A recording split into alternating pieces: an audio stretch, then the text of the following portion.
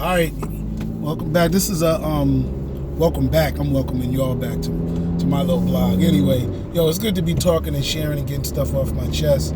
Kind of this is why I do this whole video blog thing in the first place, is because sometimes it's too much stuff to type on Instagram or Facebook in a thread, or just in a social media interaction, social media conversation, social media argument, whatever you want to call it. So that's why I started doing this. I like to talk or whatever. I like to communicate. I like writing too. Writing, nobody interrupts you, and you get to keep going on and finish your thoughts. I think that's what draws me to writing in the first place, is I'm a long-winded communicator. All right, and I got a lot to communicate, and I like to communicate. How about that? Those three things are really good reasons to write or to tap into. But this morning, I want to talk about understanding the double standards in Black stories. What is that topic? I'm going to say it again. Understanding the double standards in Black stories. I am both a fan and a storyteller. I'm a fan first. I started liking stories and movies when I first started watching television, movies, reading books, all of that. I was into the story. It's actually some of the reasons why I liked the superheroes that I liked, the movies that I liked. It was the action. Sure, I liked the Incredible Hulk punching, but he wasn't the only character that punched. Superman punched.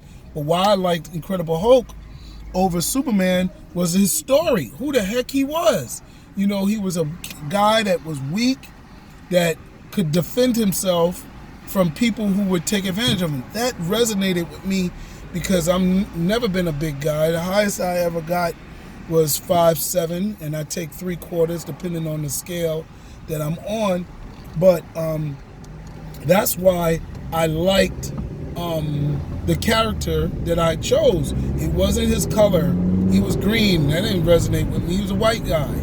But it wasn't his power. No, it was his story. So now, why did I come up with this topic? Understanding the double standard in Black stories, right? Oh my God. Well, excuse me, I went to see, what is it? The Girl with in the Spider's Web, the sequel to The Girl with the Dragon Tattoo. And it is really a unique story setting, unique to us, because we're not from Northern Europe or Sweden, wherever the story is set. And this girl with the dragon tattoo, who's in this sequel, who is following up with the Girl in the Spider's Web, is really a hero in a dark, dark world, and a world that is so dark that it is it is unique in its darkness. People are doing extreme sex crimes, and she is dealing with them. This is not just somebody murdering people. This is not some serial killer or killers that she's stopping. These are child molesters, worse than child molesters. And they're not, degenerate looking people. These are upscale, highfalutin people who do really low ratchet stuff. So that's that story, and I'm not really talking about the girl with in the Spider's Web. It's not really that.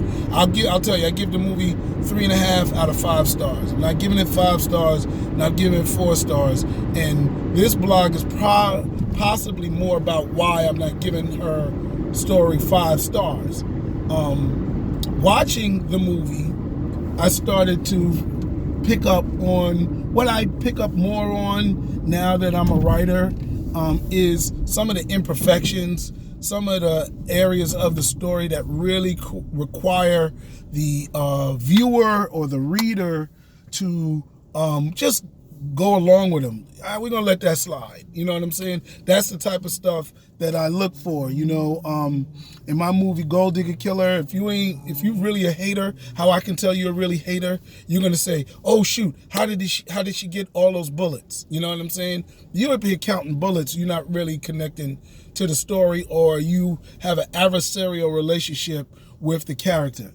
Now, okay, I say that there's a couple of scenes in this movie, Girl in the Spider's Web, where if you're not cooperating with the story, if something is pulling you back from the story and you're not in the story and you're looking at it from an outsider standpoint, then you will ask questions, and certain small things will become big, and it'll probably bother you from enjoying the story. And I said, wow, these are some of the same things that in black stories that keep people from enjoying. And then you'll hear a whole lot of haters say, oh, well, how come he didn't do this? Or he should have turned left. Or he should have killed him. How come he didn't kill him then? Or like I just saw Superfly. I'm late. Right, one of the things they said about Superfly was, oh, he was fighting and his hair stayed nice looking. And that wasn't even the case. I saw his hair, he had a perm, so his hair was flying around. It looked worse than women's hair when they fly around, when they're fighting and their hair is straight. Or, white, long-haired fighters, when they're fighting in stories, their hair gets combed back. Heck, Deadpool, he'd be in the shootout and get in the car and his suit, the bullet holes have been sealed up. Now, he may be able to heal fast, but the suit don't heal fast. You know what I'm saying? I remember in Wonder Woman, she had those bracelets when she was little. By the time she gets older, the bracelets are bigger. They're still the same size on her wrist, but her arm was smaller. So I said, what is the bracelets grow with the body? That's me. And I'm not hating on it, but I'm just pointing it out. There are those things. And one of the big things that with black people who we are just hard on ourselves, we love to say, I don't want any drug dealer stories, or, I definitely don't want no slave stories, but I don't mind a certain type of slave story. If it's some Nat Turner stuff, I don't have a problem with it. That's why I got so upset when, the black women threw the Me Too movement on Nate Parker, because I was ready to see a revenge, Nat Turner picture, and or a revenge, a slave revolt story. Even though the slave revolt happened in the last 10 minutes of the movie, it was still a build-up to that. It was better than Amistad, where the slave revolt happened in the first minute of the movie. But that's digressing. Sometimes, we are harder on ourselves. Like Carl Weber has this series, The Family Business, coming up on BET towards the end of November, right? And he's one of the biggest black publishers. Regardless, you can call it urban book publisher. He's one of the biggest black publishers. If black people didn't read, he would not be successful, because all he got are black books, unapologetically dark-skinned black books. Yes, there's a lot of stories about drug dealers overcoming drug dealing, but again, they're like the Kennedys. Hell, the Kennedys were drug dealers that overcame and it took the White House. So in a lot of these urban stories, these drug dealers do amazing things. They become extreme radical philanthropists.